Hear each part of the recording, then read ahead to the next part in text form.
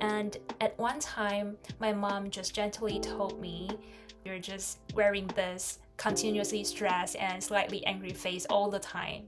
And she was right. If I had to speak from my heart, I feel like I am not living, I'm just surviving.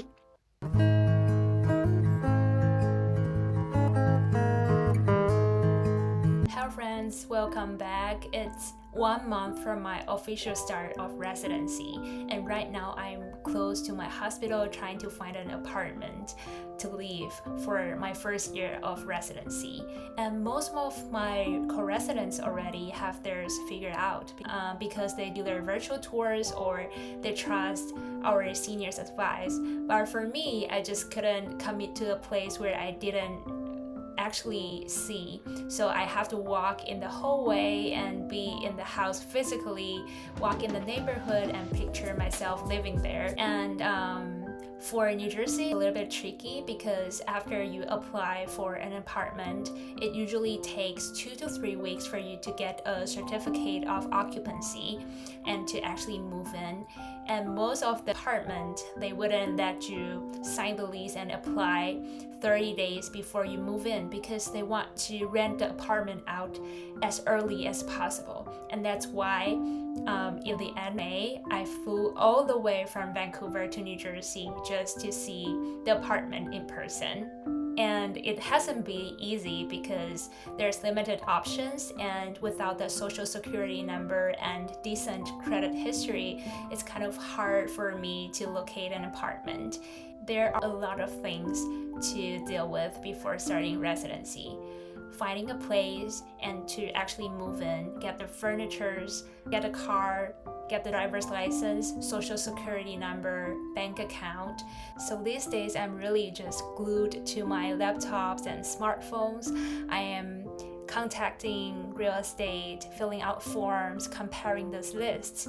If I had to speak from my heart, I feel like I am not living, I'm just surviving.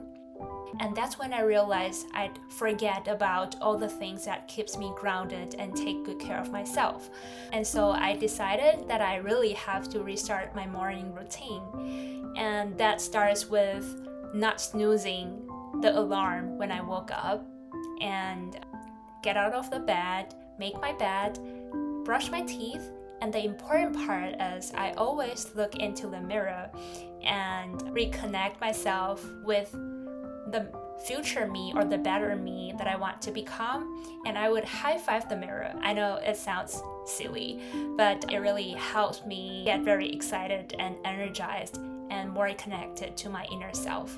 And then I go for a power walk, and that usually would be a 10-minute walk without any screen time. So I completed my morning routine without distracted by any of the messages or emails, so I can focus on myself and put attention on things that really matters to me.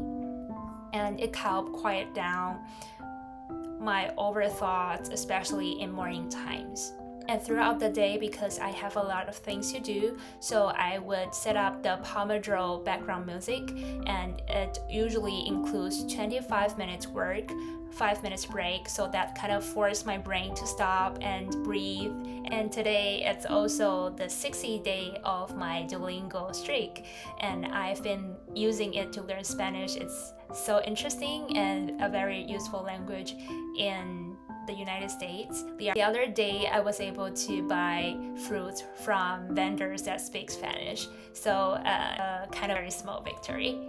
I recently started dancing, just me moving around, and I always tell my friend that I dance like a drunk robot, but a happy one. And it just helped me shake off the stress and feels alive again.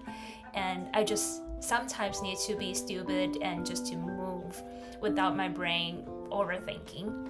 I've also been spending time traveling around, exploring and talking to people. The other day I talked to an Uber driver who's from Haiti, and the moment I told him that I'm from Taiwan, he said, "Oh, nice meeting you, we are good friends." So it's kind of a very warm, touching moment for me. When I started to feel anxious and nervous about knowledge, medicine, and my language, if I'm gonna survive residency, I would tune into clinical problem solvers VMR. That's when we're interested in medical differential diagnosis about cases, and it's a way to help me feel grounded and reminds me of why I choose this path.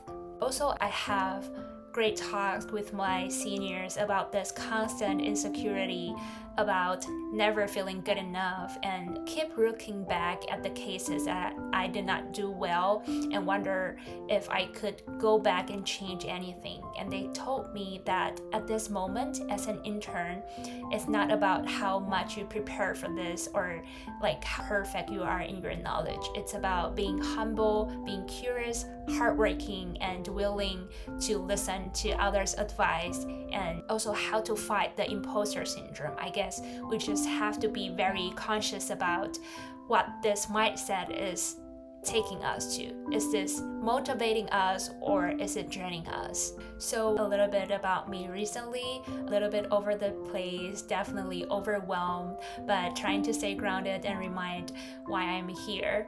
So if you're also going through a season of transitioning, moving into a new place or exploring something new, or you're just feeling stretched thin, you're not alone. Thank you for being here, and I will continue to share with you as this new chapter unfolds. See you next time.